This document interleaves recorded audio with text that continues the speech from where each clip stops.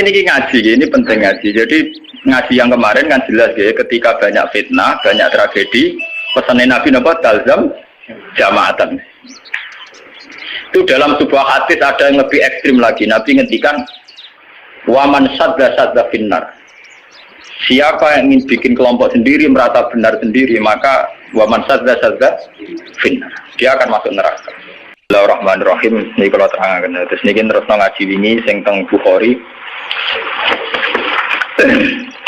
Ngaji ini untuk konteks ini bersifat tertutup. Jadi yang tidak ikut ngaji, buatan usah. Kalaupun dengarkan rekamannya harus dipandu ya, karena ini sensitif. Hadis fitnah itu dimulai dari tragedi-tragedi yang akan dialami umat Islam. Terus di akhir hayatnya Nabi itu sering ngendikan bahwa urusan kalian yang akan datang itu yuradu aliyah, semuanya pernah ditampilkan kepada saya, termasuk tragedi-tragedi kemanusiaan yang akan dialami umat ini. Itu di akhir-akhir hayat Nabi sering ngendikan bahwa saya sebagai Nabi, sebagai Rasul, yuradu aliyah amrukum, termasuk semua dipintaskan ke saya, ditampilkan ke saya. Jadi, sehingga Nabi melihat umat akan mengalami apa itu ya kayak melihat video, melihat TV. Termasuk tragedi KPT Said Husain. Nah, ketika itu sudah menjadi keputusan Tuhan, keputusan Allah, Nabi itu hanya bisa memandu secara syariat. Tapi Nabi tidak bisa merubah itu sebagai takdir. Ya kalau mukadimah ini, Nabi sebagai Nabi, karena itu sudah diketahui sebagai takdir Allah itu, ya hanya melihat itu sebagai takdir. Tapi tidak bisa merubah takdir itu, hanya memandu secara syariat. Nah, panduan secara syariat itu dimulai dari misalnya sataf tariku umati salasan wasabina firqah, bahwa umatku nanti akan menjadi 73 kelompok, semuanya sesat di neraka kecuali satu. Ya, Nabi hanya punya panduan satu, itu siapa ya Rasulullah? Qol ma'ana alihil yawma wasabi, orang-orang yang berpegangan sunnah saya dan sunnah para sahabat. Nah, itu banyak hadis-hadis di akhir hayatnya Nabi itu sering pesan begitu. Nah, coba tengah sini jenengan kalkulasi maling. Ini kan teng Bukhari diterangkan ketika banyak fitnah itu ngendikane Nabi ini kan dipandu talzam jama'atal muslimin, kita harus ikut mayoritas. Ini urung ana tenan. Apapun kecewa sampeyan terhadap komunitas tertentu atau partai tertentu atau ormas tertentu, kita harus ikut mayoritas. Sebenarnya kalau ngaji temputi-temputi saya bilang, saya sebagai orang alim, kemungkinan saya itu kalau tidak NU ya Muhammadiyah, selagi NU Muhammadiyah itu mayoritas ya saya, kalau tidak NU ya apa? Muhammadiyah. Partai juga gitu, saya ikut partai yang mayoritas, yang mainstream, yang umum-umum. Karena bisa dihitung ya, kalau setiap kebenaran itu diekspresikan lewat partai atau lewat ormas tertentu, berapa sih kebenaran bisa kita lakukan? Kita tidak usah nyebut contoh ya, misalnya sampean meyakini satu kebenaran A dan B, kemudian bikin partai, paling panter kamu sebagai manusia atau hanya bisa melakukan A dan B. Ada partai tertentu yang ingin memperjuangkan kebenaran tertentu, paling banter hanya memperjuangkan 1-2 bentuk kebenaran.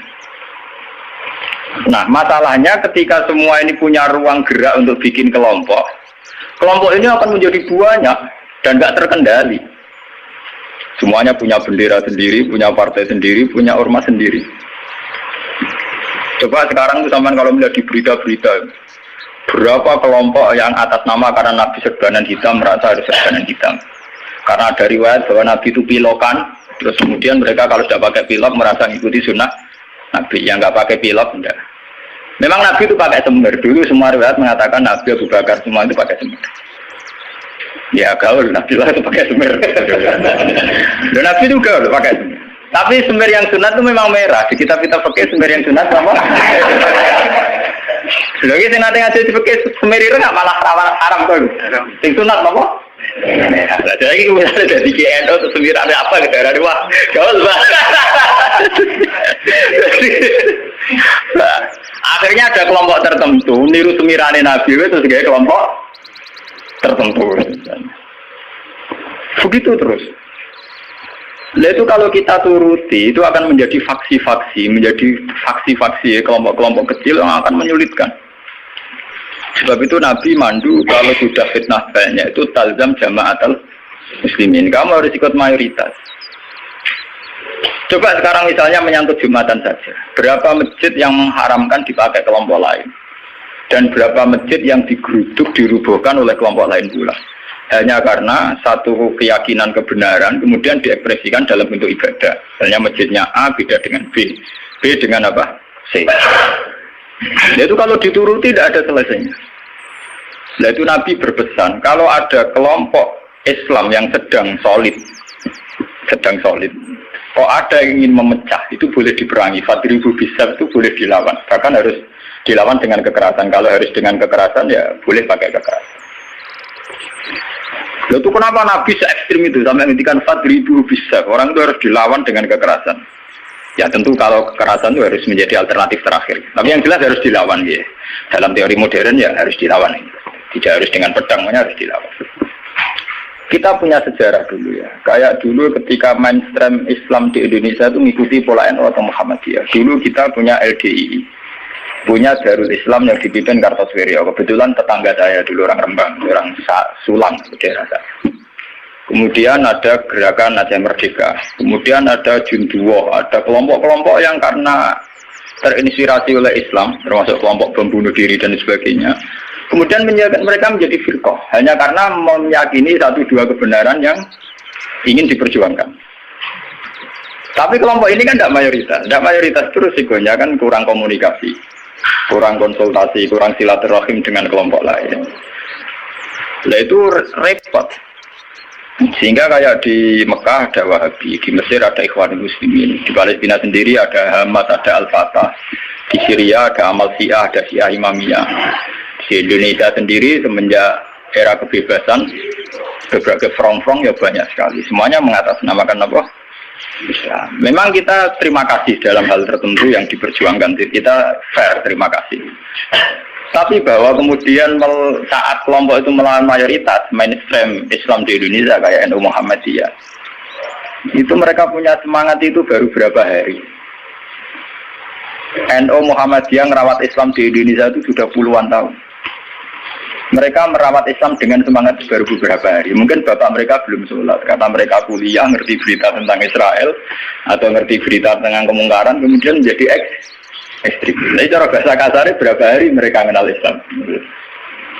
Sudah hanya satu dua kebenaran yang diperjuangkan, mereka anti sama kebenaran sudah jalan lama, yaitu kebenaran yang ditanamkan leluhur kita.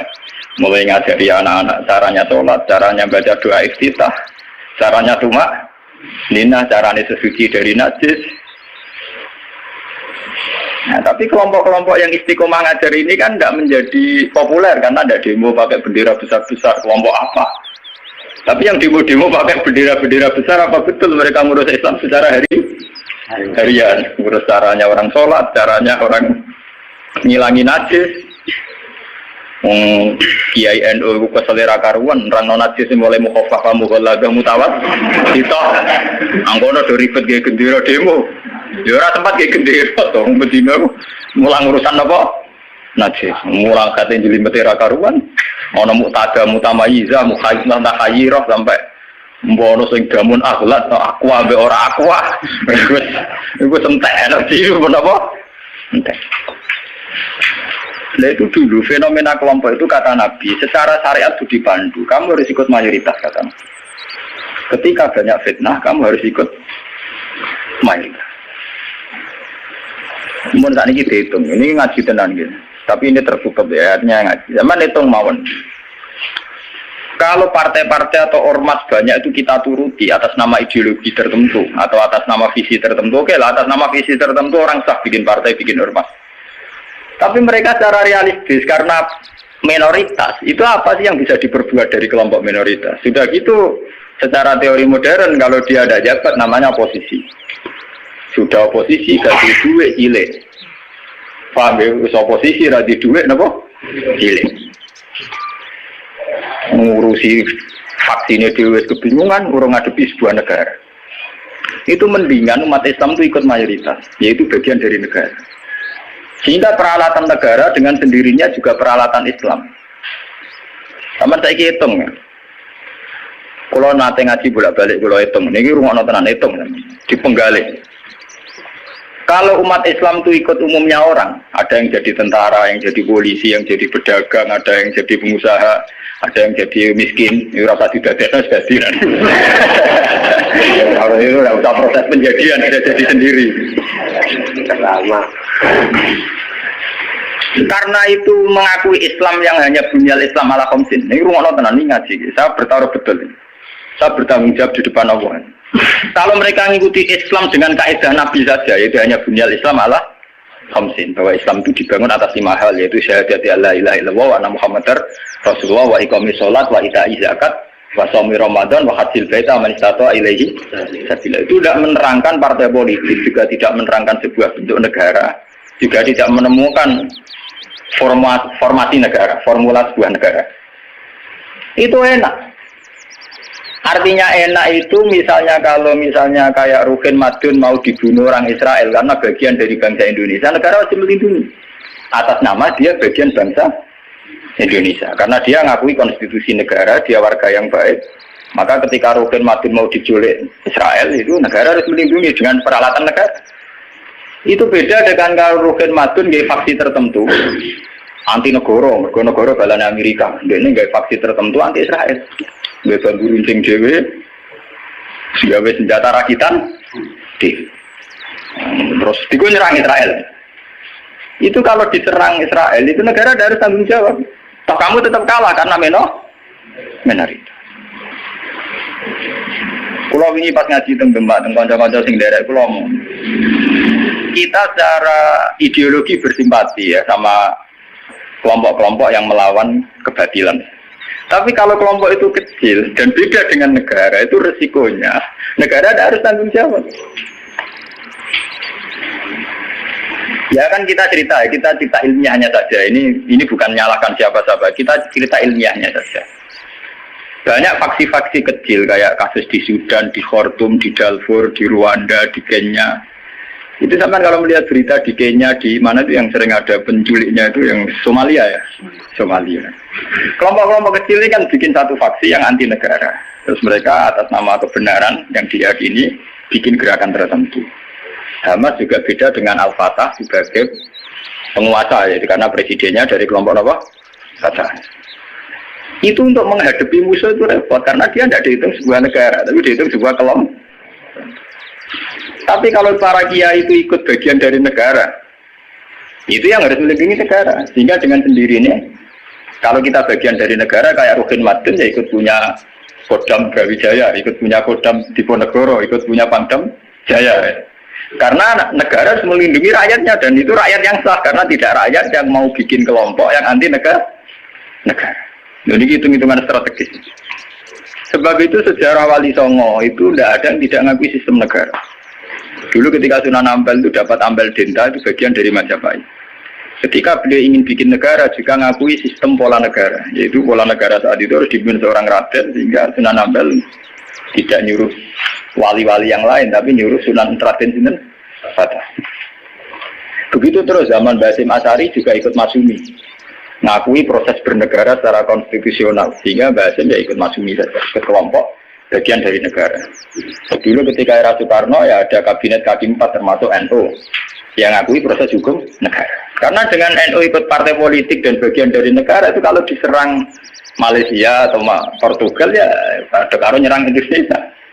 Itu beda dengan kita misalnya kecewa sama negara terus bikin kelompok tertentu yang anti negara. Itu kalau kelompok lain nyerang ya kamu sebagai kelompok bukan sebagai negara dan itu risikonya tinggi. Artinya secara syariat itu Nabi benar ketika memandu talzam jamaatul muslimin. Kamu ikut kelompok mayoritas orang Islam, tidak orang mukmin. Muslimin itu lebih preman. Muslim itu ya preman mlebu, gento ya napa? Mlebu, mulai sing kaya kula ora pati gento malah mlebu. Lho nggih karena aturan Islam, kalau dalam terminologi agama, muslim itu kelasnya itu paling rendah, paling umum. Karena kelas pertama itu Islam, terus iman, terus ihsan. Makanya di Quran itu qolatil a'rabu amanna. Qul lam tu'minu walakin qulu aslamna. Di Quran qolatil a'rab amanna. Wong desa muni amanna. Sajane urung level e amanah, lagi aslam. Nah, padahal Nabi nyuruh talzam jamaatul Wis pokoke kalau umume wong Islam. Mana kula nu pun bolak-balik cerita. Saya ini termasuk ulama yang mboten ate salat tahiyat masjid diwarang. Mergo umume wong ra salat yo melu ra salat. Saking kula lho nggih, tapi aja tiru lho. Karena saya begitu berangkat dari muata ilmu saya gitu loh. Jadi orang krono kaslan tak hitung secara strategi menapa. Nah, toko-toko kula tak ngene kula seneng. Wah, cocok ini Gus Ba, umumnya wong. Nah, kula anggere iso biasa, marung nang pasar nggih biasa, santai mawon. Nanti bakulnya nggih bangga. Gus Ba sering jarang mriki. Aku lho ora urusan ana cerita ulama marung muruah ora buan. Pokoke umumnya wong Islam marung ya napa? Marung. Termasuk umumnya kasus sithik-sithik duwe. Akhir gak temen-temen. Misalnya nyenengi tonggo selingkuh akhir gak temen-temen. Pokoknya sing umum-umum mah. Niki penting ya. Kenapa saya mengatakan ini penting? Jika kamu ngitung umat Islam yang soleh saja, maka mayoritas Islam di Indonesia itu hanya 2%. Paling sing soleh orang Islam hanya 2%. Jika kamu ngitung yang agak soleh, maka paling jumlahnya 10%. Coba kalau kamu hitung, pokoknya yang ber-KTP Islam, maka jumlah kita bisa 80%. Aku seneng darani Islam 2% apa 80%. Meskipun resiko 80% sing keramat tungkak, sing doli, Islam kabeh KTP-ne. Dulu kalau Jakarta kan keramat tungkak, kalau Surabaya doli, Jogja, Bondi, Pasar Kembang, Pasar. Nah kalau nanti penelitian, kalau nanti kan termasuk itu memang resikonya dihitung kabeh itu yang mlebu kan. Tapi kamu bisa 80%. Sehingga karena jumlah mayoritas 80% dengan ngitung WTS, lonte, gento dan sebagainya, itu tetap menjadi mainstream. Presiden harus Islam karena dihitung 80%. Coba kamu nuruti kesalahan sepihak, maka Islam jumlahnya hanya 2%. Maka berarti presiden cek kafir, cek Kristen nggak masalah karena jumlah umat Islam mau hitung orang persen. Ini gue anggap Islam ra penting, Islam ra kanggo mergo WTS. Ya, tapi akhirnya gara-gara gue hitung jumlah orang Islam mau 5%. Resikonya di presiden Kristen tidak masalah karena mau dihitung. Coba kalau kamu tetap hitung semua, itu tetap 80%. Akhirnya kita tegak sebagai mayoritas. Memang kamu madun Islam mayoritas surat ditopang Islam BTS maling dan sebagainya. Bedanya kiai lah. Kita berdiri tegak sebagai mayoritas itu ditopang Islam sing jualan sing gendho-gendho. Dari apa kita tegak sendiri? Sebab itu Nabi memandu. Kalau kelompok sudah bulat, itu tetap kita ikut mayoritas. Dalam jamaatan muslimin. Itu ngaji kita. Makanya wa huwa mustamiun. Kita masih sepakat bahwa Islam itu harus jalannya bunyal Islam ala khamsin.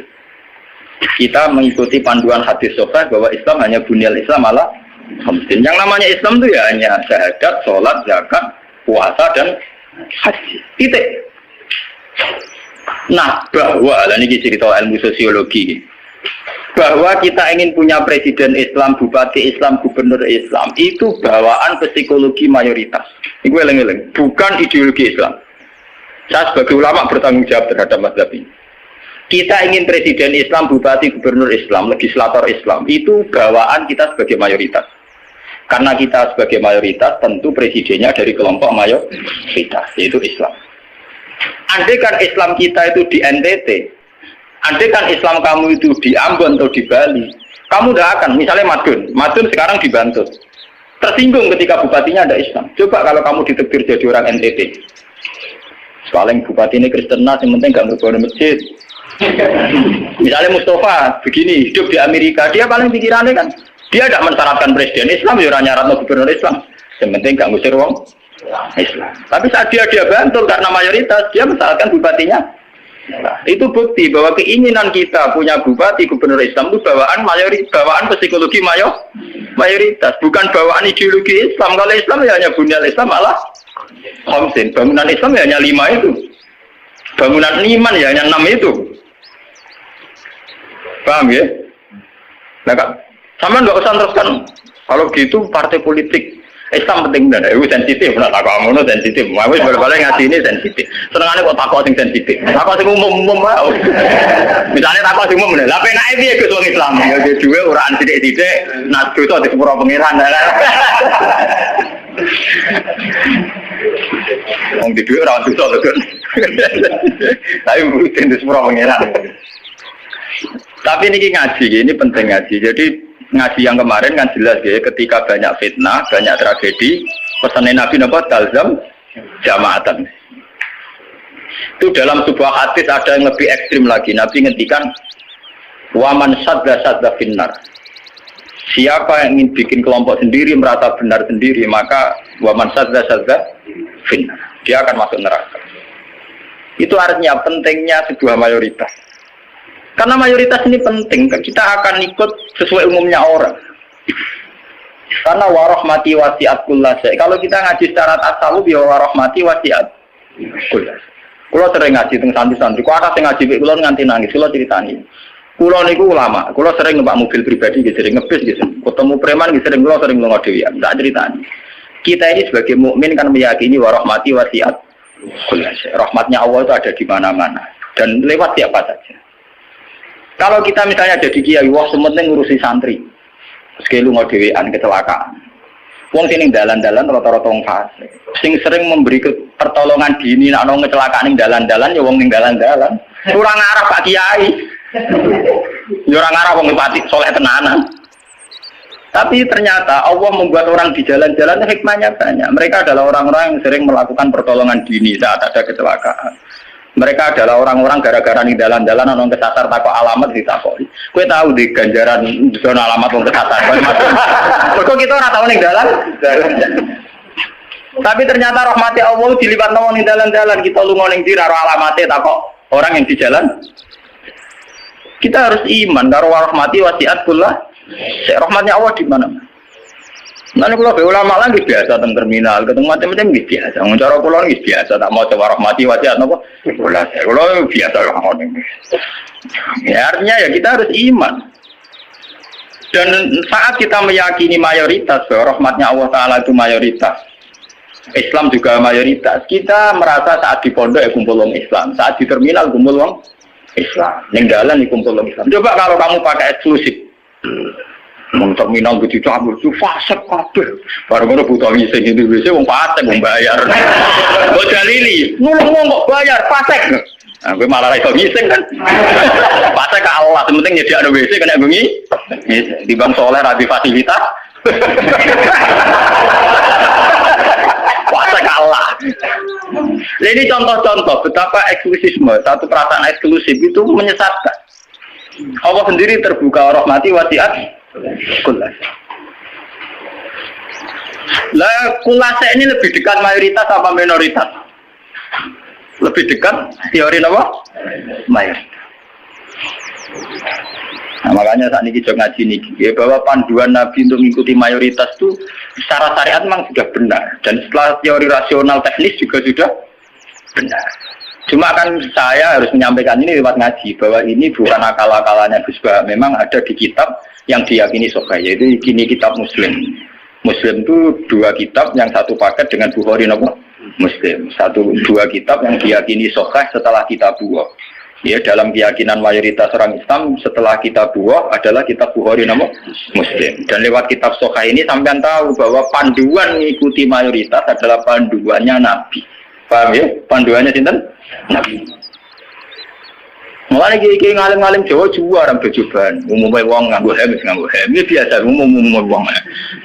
Karena mereka tahu betul pentingnya mayoritas, pentingnya tradisi mayoritas. Mereka jarang orang-orang alim memaksakan jubahan, maksudnya paling kadang-kadang kasumatan bin macam, tapi ini mohon ya wong tertentu, jubarang gitu, wong alim. Narapati ngalim kata, tapi nak. Jubarang mau dapat terus, wong alim-alim kali beru mesti biasa-biasa lah. Panas. Ada terkuat ya tenang. Saya ngomong-ngomong mawon. Mohon terus akan sana ini. Lah, ketika kebenaran itu ternyata tidak sesuai dengan perilaku pejabat atau perilaku sebuah pemerintahan itu kayak apa? Nah ini terus babu wujubil ingkar ala lumara fima yukhalifu syarka wa tarki qitalihim ma sallallahu wa nahwi dzalik. Ini panduan bagaimana ketika kebenaran itu benturan dengan pejabat-pejabat yang korup, yang salah, dengan hukum-hukum pemerintahan yang salah, itu gimana? Ini langsung kalau baca hadisnya. Bahwa saat demikian kita wajib ingkar tapi tidak harus perang. Ini kalau baca. Haddatsana Haddad bin Khalid, haddatsana Hammam bin Yahya, haddatsana Qatadah anil Hasan, Ad-Dubbah bin Mihsan, an Ummi Salamah, anna Rasulullah sallallahu alaihi wasallam. Satakunu umara'u fata'rifuna wa tunkirun. Faman arafa bari'a wa man angkara salima.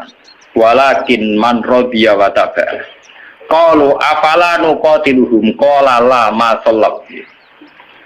Ini panduan saat kita sebagai orang soleh ngadepi pejabat-pejabat yang nakal. Saat aku bakal ono sapa umara, pira-pira pemimpin, pira-pira amir, pira-pira pemimpin. Pemimpin ini bisa pejabat, bisa pemimpin kultural, pemimpin ormas, wae pemimpin umara jamu amir. Fatarifuna mongko kenal sira kabeh tapi watung kiru nalan ingkar sira kabeh. Kowe iso kenal tapi ya ingkar karena ya mungkin perilakunya sing enggak bener. Faman arafa bariya. Faman mongko te sapane wong arafa gelem kenal sapa man bariya mongko bebas sapa man. Maksudnya kenal ya terus iso milah-milah mana yang baik mana yang buruk. Waman te sapane wong angkara iku ingkar sapa man salima mongko selamat sapa man. Kowe ra kenal bupati atau gubernur atau pejabat sing korup sing nakal. Iku sing ingkar selamat. Lah sing ra selamat sapa? Melane mati korupsi ini iku. Walakin man radiya wa ta. Walakin man radiya, tetapi ini sing ra selamat yo rido cocok wa ta ya anut wah cocok pintan ta. Mergo untuk bagi bagian. Satu rumah nonton biasa wae. Biasa wae. Perkara ngene ae. Walakin man radiya napa? Wa ta. Lah ini antike Nabi. Beliau yaitu tadi ikut mayoritas. Nabi ditanya, "Qalu ketika kita melihat pejabat yang mungkar, yang enggak bener, afala nuqatiluhum? Ana ta ora merangi kita hum ing Umar? Napa boten diperangi nawon ya Rasulullah? Kudeta mawon." Ora dawuh sapa Nabi, "La ojo." La ojo. Masallah selagine mereka iso salat. Ini menunjukkan bahwa ini loh, ini hadis sahih bahwa ajaran Nabi untuk melihat kemungkaran itu tidak ada. Yang ajarannya itu disuruh revolusi pakai kudeta itu tidak. Apalah nuqatiluhum, jawab Nabi apa? Wah, jangan. Apa tidak kita perangi ya Rasulullah? Jawab Nabi apa? Jangan. Tapi antike Nabi itu hanya punya syarat satu, lama sholat, selagi pejabat-pejabat itu masih sholat. Ini ngaji kelas tinggi, amun salah paham. Kenapa Nabi hanya minta syarat satu sholat? Bagi seorang Nabi, selagi dunia ini masih ada orang sujud kepada Allah, masih menjaga konstitusi agama yang berupa sholat, yang disembah masih Allah, itu masih normal. Mungkin pejabat itu punya kesalahan, dia korupsi, dia menggencet rakyat, dia apa. Tapi selagi dia sholat, kata Nabi itu tidak boleh revolusi. Nah itu kan menjadi misteri. Apa kira-kira alasannya Nabi kok hanya bersyarat lama sholat selagi masih sholat? Kemungkinannya dua. Kemungkinan secara teori ulama lagi.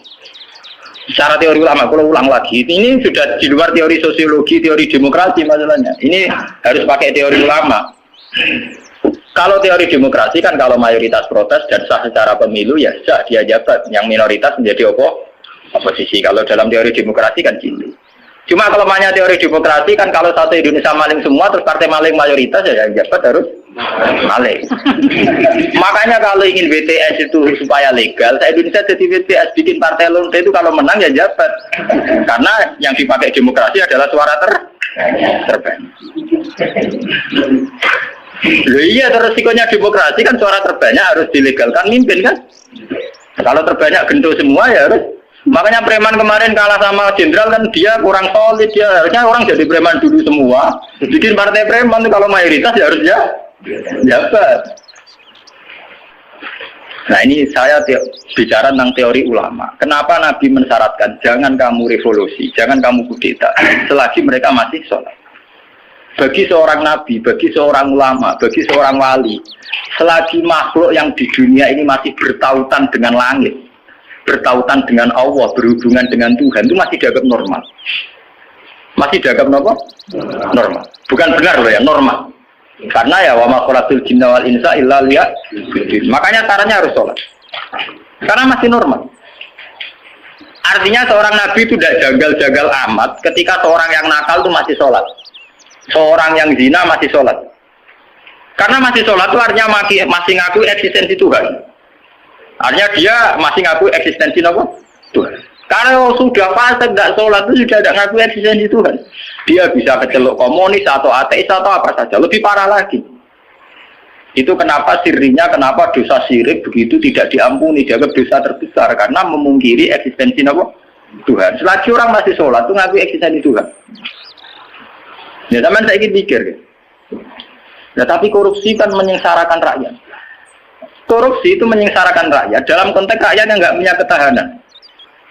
Karena misalnya APBD dikorupsi bupati sehingga tidak ada pembangunan Bantul atau Sleman atau negara mana saja. Paling banter sarana umum yang terbengkalai. Tapi masyarakat yang punya ketahanan hidup secara baik, dia punya pertanian yang baik, punya perdagangan yang baik. Itu pejabat korupsi hanya dia dosa saja dengan Tuhan karena rakyatnya punya ketahanan sendiri. Makanya Nabi berpesan semua kesalahan itu dimulai dari masyarakat tidak punya ketahanan. Alaikum anfusakum la yadurrukum man dhalla idza tadi. Kalau kita sudah miskin, pejabatnya korup, kita tambah miskin karena kita kayanya menggantung kebijakan negara. Misalnya lewat BLT, lewat sarana umum, lewat pekerjaan massal. Tapi kalau kita sudah kaya, pejabat korupsi itu hanya salahnya dia dengan negara. Tidak punya akibat ke kita karena kita sudah kuat.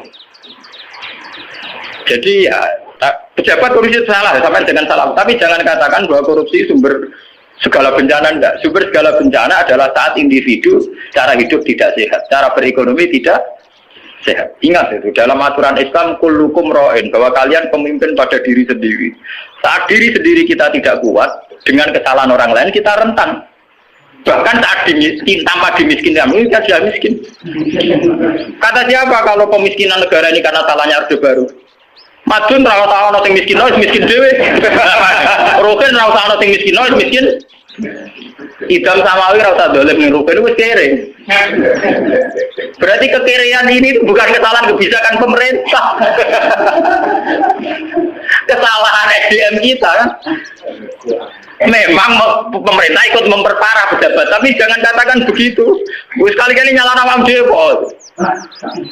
Kita ini tanpa dimiskinkan orang sudah miskin, tanpa didolimi orang sudah terdolimi oleh perilaku kita sendiri, oleh pilihan hidup kita sendiri. Yang orang salah sing melarat kok melarat. Nanti dari kata kula, wah aku bar mergawe modal tak mungkin bangkrut, gue bangkrut bar modal, aku sedurunge bangkrut. Kira gue bawaan, wah kira lateng. Artinya kira-kira kita ini adikan pejabatnya sudah hasil, itu ya tetap kere. Jadi Bupati Bantul, Cek Sleman, Cek Dia, orang korupsi lah, yang kere tetap kere. Bukan repot, tapi nyala sopo. Tugale sistem pendidikan nasional dirubah nganti ngeluh mendiknas ya. Udah tarik SDM rendah atau sinau tetap bento. Sebelum ada paket-paket UNAS ya wis do bento. Bentone ora salah pemerintah, ora gelem belajar. Apa susah sih ora usah sekolah belajar dhewe maca-maca buku tak apa. Jadi kita ini kan bodoh sedurunge dibodhokno, melarat sedurunge dimelarat. Makanya Nabi itu tidak begitu fanatik dengan aturan-aturan sosial. Nabi sebagai Nabi hanya punya pesan lama sholat, selagi masih sholat. Selagi di alam raya ini masih ada orang yang mentautkan, yang mengkaitkan hubungan hidup di dunia ini dengan Allah, dengan Tuhan itu masih normal. Oleh Nabi dianggap masih normal. Jika Nabi kalau nyurati raja-raja ya kamu masuk Islam. Setelah Islam kamu selamat. Itu Nabi tidak ada syarat bahwa kamu harus menjadi rakyat saya, pengikut saya itu enggak. Karena ya seorang Nabi itu hanya butuh supaya dia manusia di alam raya ini punya tautan, punya hubungan dengan hukum Tuhan. Makanya Nabi ngendikan lama sholat, selagi masih sholat. Itu kemungkinan pertama. Kemungkinan kedua, Nabi masih berharap dengan sholat itu, kalaupun dia nakal, tidak nakal-nakal lama. Tidak mungkin seorang yang sholat istiqomah, kemudian nakalnya nakal-nakal lama. Karena tidak mungkin dengan kekuatan sholat itu kemudian menjadikan perzinaan menjadi kebutuhan, menjadikan minum menjadi kebutuhan, paling aksiden. Kelebihannya orang sholat, kalaupun dia zina itu aksiden, gak kuat ngempet, kecelakaan. Apa nyabu, gak kuat ngempet, kecelakaan. Dia tidak akan menjadikan kecelakaan atau kesalahan kayak zina minum sebagai kebutuhan. Itu beda dengan orang yang tidak beragama, bisa menjadikan fisik kebutuhan, minum kebutuhan, nyabu kebutuhan. Kelebihannya agama adalah sebuah kesalahan itu hanya aksiden, kecelakaan, kepleset. Mulanya dalam bahasa tasawuf darani kepleset. Dia berkomitmen anti zina, cuma karena sebagai manusia tahu kepleset zina. Dia anti narkoba, kepleset narkoba. Dia tetap anti kemungkaran, sebagai manusia kepleset di kemungkaran. Itu beda dengan saat kita ateis atau komunis. Kita dari awal tidak percaya surga neraka, tidak percaya Tuhan, tidak percaya sanksi. Maka semua kesalahan ini ada salah, ada benar. Nah, itu tidak normal. Cara Nabi kalau kondisi sudah gitu itu sangat tidak normal. Paham ya? Makanya harus dibedakan kesalahan yang menjadi kebutuhan dengan kesalahan menjadi aksiden, hanya kecelakaan. Ya kayak Rokan sebagai sufi ya kan merem, tapi sebagai uang ya kadang kecelakaan dulu orang ayu. Tapi dia yakin itu dosa, ya yakin dan ya istighfar. Itu kelebihannya agama kan gitu. Orang ya di ruang salah tapi balik meneh, salah balik meneh. Makanya bahasanya orang agama itu kan munib, orang yang mudah kembali. Ya karena kesasar barang mulai meneh. Jadinya munib, rojak. Agama itu ya syaratnya kan gampang kok munib, ya mudah kembali. Bar kesasar tidak balik meneh, kesasar meneh balik meneh. Lah sing repot nak ucul tenan ya. Ora lali mun parah dah niku. Makanya Nabi hanya punya syarat sholat. Maksudnya sholat ya itu terus sekarang saya buka lagi kemungkinan ketiga. Sholat di situ itu bisa bahasa secara personernya menyebut satu bentuk, ya, bentuk sholat. Ada mungkin artinya itu institusi ibadah. Apa institusi apa? Ibadah. Selagi mereka masih membolehkan orang sholat atau selagi institusi agama itu masih boleh jalan. Karena kita hidup di negara macam-macam. Kalau di Indonesia presiden tidak sholat itu jelek. Coba kalau sampean warga Singapura atau sampean ditegur menjadi warga Thailand. Tentu kita sebagai muslim dipatani di Thailand hanya bersyarat yang penting pemerintahan tidak memberangus masjid. Yang penting pemerintahan tidak mengganggu aktivitas masjid. Makanya masalah saja artinya selagi tidak menghalangi institusi agama yang bernama sholat. Biasa saja pejabatnya itu tidak sholat. Kayak kita misalnya ditegur dari warga Thailand atau kita warga Singapura. Mungkin PM-PM-nya ada sholat, pejabatnya ada sholat. Tapi masalah bagi kita saat ada sholat melarang orang sholat. Dan tidak menjadi masalah kita saat mereka ada sholat tapi tidak melarang institusi sholat. Paham ya? Artinya selagi masih tidak menghalang-halangi institusi agama yang bernama sholat, itu kita tidak usah revolusi. Kecuali kalau sudah menghalang-halangi sholat. Makanya di Quran diterangkan masalah perang itu harus kita lakukan ketika ada lahu dimat suami wa biya'u wa sholawat wa masajid yuzkaru fiha ismullahi katsiran. Itu hebatnya Quran. Jadi dari awal Quran itu ingin sekali gak ada perang, kecuali kalau simbol-simbol agama dihalang-halangi, dihanguskan. Makanya di Quran nonton ayat walau la dafwa hinna tabadhum ribadil lahu dimat suami'u wa biya'u wa sholawatu wa mata jika yuzkaru fi hasmullahi katsiran wa la yansurunallahu mayyan. Oke, ada perang kalau simbol-simbol agama, institusi agama sudah dilanggar. Yaitu misalnya masjid tidak boleh berdiri, orang tidak boleh sholat. Nah kita sebagai ulama, sebagai seorang muslim, perhitungan kita sederhana. Selagi bangsa Indonesia atau pejabat Indonesia tidak menghalang-halangi institusi yang bernama sholat, ibadah, kita harus mengakui itu pemerintahan yang sah. Karena kita sebagai orang yang beragama, hitung-hitungan kita sholat saja. Orang untuk duit atau orang pokoknya kalau itu hitung-hitungan ya. Aku nak umat ulama itu ya, umat ulama yang ini gitu. Nah umat gendone ya ngitung duit. Ya karena umat. Mari dosane kan mau accident tuh, cuma kecelakaan. Orang laten, orang dosa apa? Kan rum komunis tuh. Kan kita ada komunis orang. Makanya lama sholat itu bisa saja artinya yang penting institusi sholat itu tidak terganggu. Makanya banyak dulu ulama-ulama dulu yang hidup di Tashkent, di Azerbaijan. Dulu Imam Bukhari itu orang mana? Sampai kira orang Bukhari itu orang Mekah atau Madinah? Tidak, dia orang Azerbaijan. Sekarang ikut Tashkent. Makanya kalau kitab-kitab dulu namanya Samarkandi itu Tashkent. Sekarang kalau tidak ikut Ukraina atau Azerbaijan, makanya kawasan sana di Bukhara. Itu dulu ya biasa saja mereka punya raja yang tidak Islam atau apa. Biasanya taruhannya raja itu baik, tidak menghalangi orang sholat. Makanya dulu Nabi ketika di Mekah ya biasa hijrah ke Habasah ke Ethiopia. Saat itu rajanya tidak Islam. Nabi mengira diperlakukan secara baik. Artinya saat Nabi beragama tidak dilarang. Ternyata di Ethiopia, di Habasah saat Nabi beragama Artinya ukurannya itu tidak harus Islam, tapi yang penting saat kita beragama jadi halang-halangi. Paham ya? Dalam tarikh kita kan begitu tuh. Makanya Nabi perhitungannya satu. Dalam kekecewaan kita terhadap pejabat, terhadap pemerintah, yang penting jangan ada kudeta, jangan ada revolusi yang berdarah-darah. Lama selalu, selagi masih ada sholat. Makanya kemungkinannya itu kalau dalam konteks Indonesia pejabatnya sholat, kalau dalam konteks non-Islam, yang penting pemerintahnya tidak menghalang-halangi orang sholat. Misalnya kayak di Amerika, di Eropa itu kan masih banyak yang baik, itu masjid tetap boleh berdiri, aktivitas Islam boleh. Itu masih normal ya. Dalam pandangan Nabi begitu itu masih apa? Normal.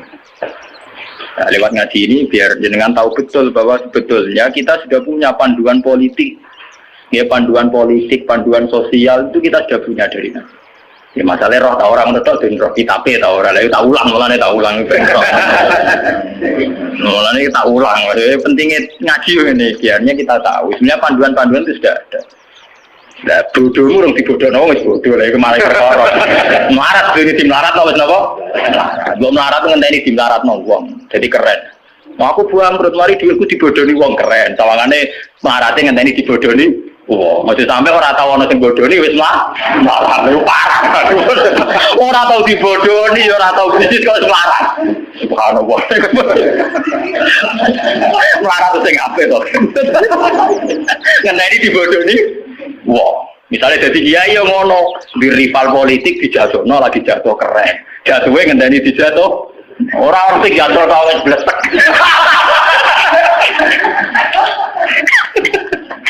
Mau ya jatuh ngenteni sing jatuh apa kan lumayan. Tawangane orang sing dikabing hitam. Mau bisa jadi kiai gara-gara disaingi ku terus ambles. Orang sing nyai kok ambles. Waduh. Mana jatuh sing terhormat, melarat sing ter. Sopan tidak urip. Jadi walakin marrodia wata. Kalau padha matur sapa sahabat apalah nuqatilu. Mono ora merangi kita ing Umar. Jawabe Nabi qala la gak usah revolusi, gak usah perang mah. Sallallahu alaihi wasallam. Al-Fatihah.